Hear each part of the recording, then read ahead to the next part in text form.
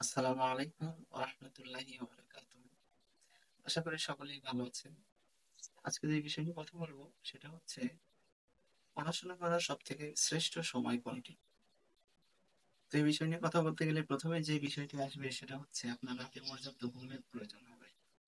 কারণ রাতে যদি আপনি পর্যাপ্ত না ঘুমান তাহলে আপনার ব্রেন ঠিকঠাক ফাংশন করবে না, আপনার পড়াশোনায় মনোযোগ বসবে না।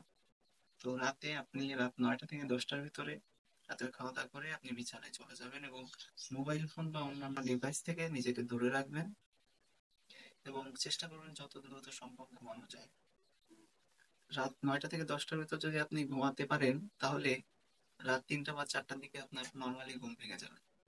এই 5 বা 6 ঘন্টা ঘুমানোর ফলে আপনার সব সব সকল প্রকার ঘুমের ক্লান্তি দূর হয়ে যাবে এবং তারপর আপনি অনেক অ্যাক্টিভ একটা ব্রেন পাবেন।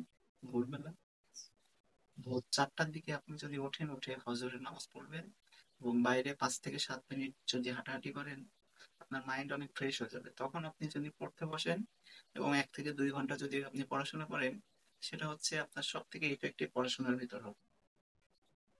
এই 1 থেকে 2 ঘন্টা বা 3 ঘন্টা যদি আপনি পড়াশোনা করতে পারেন, আপনি সারাদিন যদি 5, 6, 7, 8 ঘন্টা পড়েন তার থেকে বেশি ইফেক্টিভ ভোরবেলার এই ফ্রেশ পড়াশোনাটুকু হবে আপনার জন্য।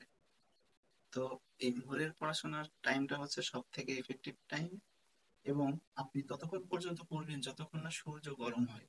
সূর্য গরম হওয়ার পরে আপনার আর পড়াশোনা করার দরকার নেই। আপনি সকালবেলা আপনার পুষ্টিকর যে নাস্তা থাকবে সেটা তাড়াতাড়ি সেরে অন্যান্য কাজ করতে পারেন আপনি, এবং দুপুরের পর আপনি একটা ন্যাপ নিতে পারেন এবং সন্ধ্যাবেলা মাগরিবের নামাজ শেষ করে আপনি চেষ্টা করবেন পড়তে বসার এবং ওই টাইম থেকে এশা পর্যন্ত আপনি পড়বেন।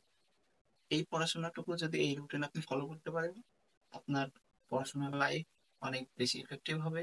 আপনি একটা অ্যাক্টিভ স্টুডেন্ট হিসেবে নিজেকে গড়ে তুলতে পারবেন। সকলকে ধন্যবাদ। আসসালামু আলাইকুম।